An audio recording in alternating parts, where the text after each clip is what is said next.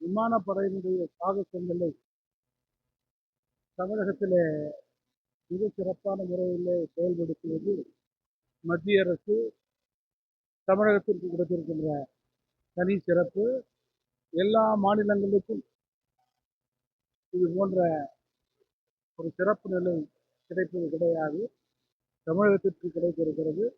லட்சக்கணக்கான மக்கள், குறிப்பாக இளைஞர்கள், மாணவர்கள் பார்க்கக்கூடிய உயர் நிலையை இன்றைக்கு மத்திய அரசு துறை ஏற்படுத்தியதற்கு வாழ்த்துக்களை தெரிவித்துக் கொள்கிறேன். தென்மேற்கு பருவமழை மிக அதிகமாக இருக்கும் என்ற தகவல் வெளிவந்திருக்கிறது. தமிழகத்திலே பல மாவட்டங்களிலே, நகரங்களிலே, குறிப்பாக சென்னை நகரத்திலே பல இடங்களிலே பல்வேறு துறையினருடைய தொடர் பணியின் காரணமாக குண்டும் குழியுமாக சாலைகள் இருக்கிறது. சென்ற வாரம் கூட ஒருவர் குடிபோதையிலே தவறி விழுந்து பள்ளத்திலே கடந்து இறந்ததை நான் நினைவு கூற விரும்புகிறேன். இதன் அடிப்படையிலே தொடர்ந்து விபத்துக்கள் நடைபெறுகிறது. தண்ணீர் தேக்கத்தினால் பள்ளங்கள் தெரிவது கிடையாது. பொதுமக்களுக்கு நிறைய அசௌகரியங்கள் இருக்கிறது.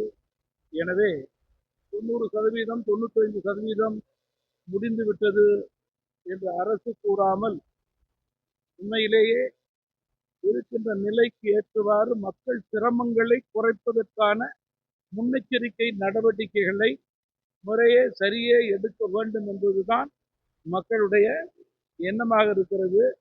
அதை அத்துறை சரியாக செய்ய வேண்டும் என்று கேட்டுக்கொள்ள விரும்புகிறேன். திராவிட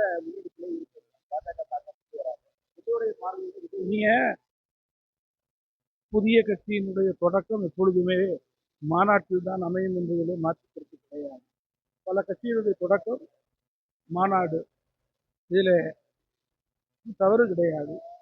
மேலும் அவருடைய வருங்கால கொள்கைகள் என்ன, எந்த திசையிலே அவர் பயணிக்கிறார் என்பதையெல்லாம் வாக்காளர்கள் கூர்ந்து கவனித்துக் கொண்டிருக்கிறார்கள். வாக்காளர்களே எல்லா கட்சிக்கும் எஜமானர்கள். மக்கள் பணி, இயக்க பணிக்கு ஏற்றவாறுதான் ஒவ்வொரு கட்சிக்கும் அங்கீகாரம் கொடுக்கிறார் என்பதிலே மாற்று கருத்து கிடையாது.